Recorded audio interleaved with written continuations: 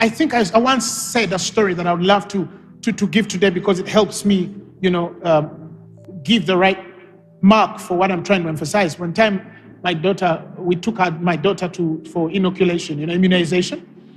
And the part I hate, I don't even know what was on my wife's head that day. She told me, you're the one holding her. I don't like,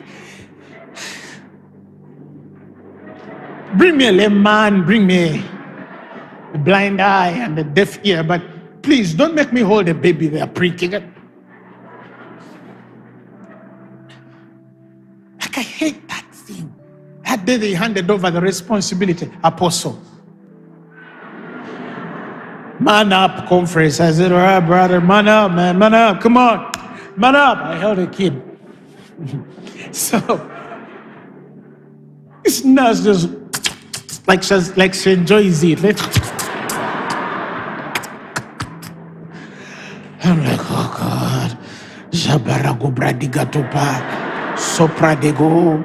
Everything's gonna be all right, apostle. Everything's gonna be all right, apostle. So, they pricked my child on the thigh. I had a cry I'd never had before. So deep. Not loud, but deep. You know that then it pauses. As it's collecting what? Momentum. Oh! I was thrown. So, it's like,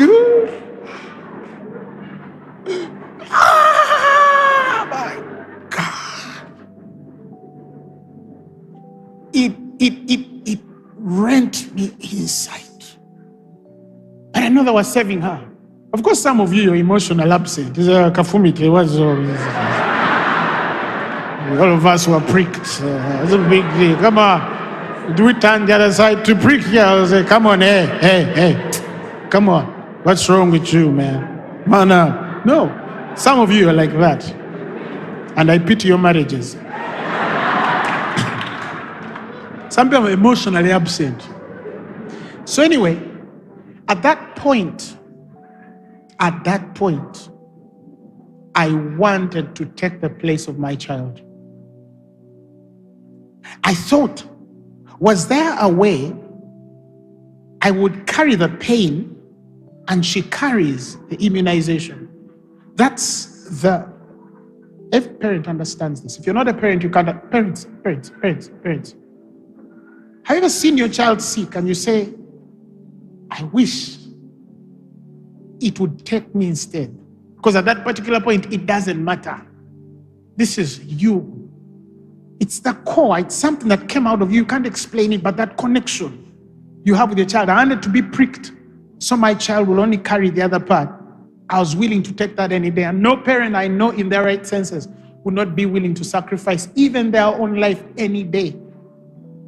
One time we were in a riot and it hit Arua Park, and I was to meet my father that day at campus, and a bunch of rowdy guys came, 20 or 30 of them, and there was these guys with huge sticks like this and they were beating them. And I remember this guy sees me among these guys running and he thinks that I'm among them. So he raises his hand to smite me with a huge stick. And I remember my father screaming, my son! And then he ran to cover me. Now, physically, I was stronger than him. If any one of us was beaten, I would have had high chances of survival.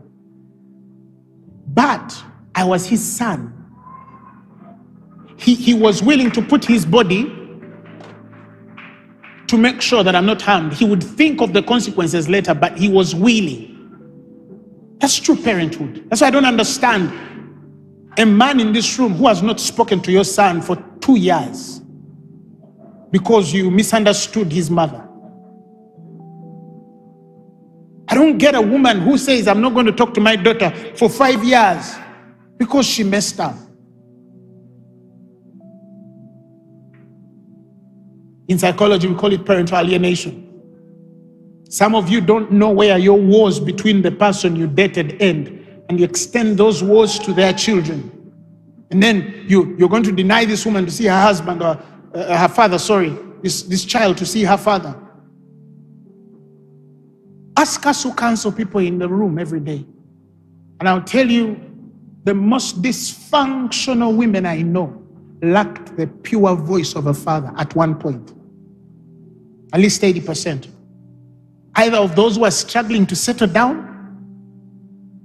I said 80. I was sharing with somebody recently. Not all. All those who can't keep relationships. All those whose marriages are dying. Some of them, when you search, the pure voice of a father was not there. The first person who told her he loved her was not pure. He was transactional. So they don't know the voice of a man saying this is wrong, and they are speaking from the love that only God can speak from. Because only a father can give that. You understand what I'm saying? Perhaps the first person who told her they loved her, they were in senior 4. It was just youthful passions, infatuations. Adolescence was working and the hormones were misplaced. I love you. Oh, David.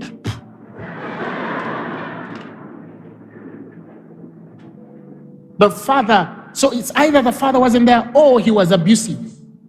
So she never related with him. He was a tough one. Likewise, a boy needs to hear a pure spirit of a woman in a picture of a mother. And some of you lost yours. I'm sorry, but if God can bring, and some of you can, even if you know a child who's an orphan, be that at least, or help them, give them a certain figure.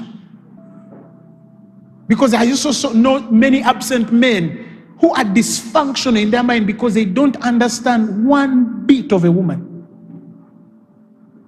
They don't know how women think. They don't know how a woman's world works. They don't know that a woman's sentiment is attached to everything. So they can easily offend because they don't know. They're like, they think that we are, because I tell people, I was sharing somebody recently, that women are conceptual beings. Like everything is conceived. Even if she sits on a chair, she can understand a chair. This chair shall sit or don't sit. That's how they are designed. They conceive everything. That's why education professionals are telling us that it's why they are struggling to teach boy child than girl child. Is that girl children understand abstract things. You can tell her something and her mind creates it and she understands it. You see, if you bring a mosquito and say you draw it on a board, the girl will understand it quicker than a boy. Because for you, everything, and that's what makes you dangerous, because everything is a picture. You can create a picture out of anything. For us, some things just stay there in the air. We try to imagine what they mean. I'm done. What do you mean you're done? Usually it's men who ask those questions. When you tell a woman you're done, she understands. But when you tell a man, I'm done, he's like, well, what do you mean you're done? No, I'm done with this relationship. What do you mean you're done with this relationship? No, the brain is trying to get a picture of what you mean by you are done with the relationship. For us, we try to construct things.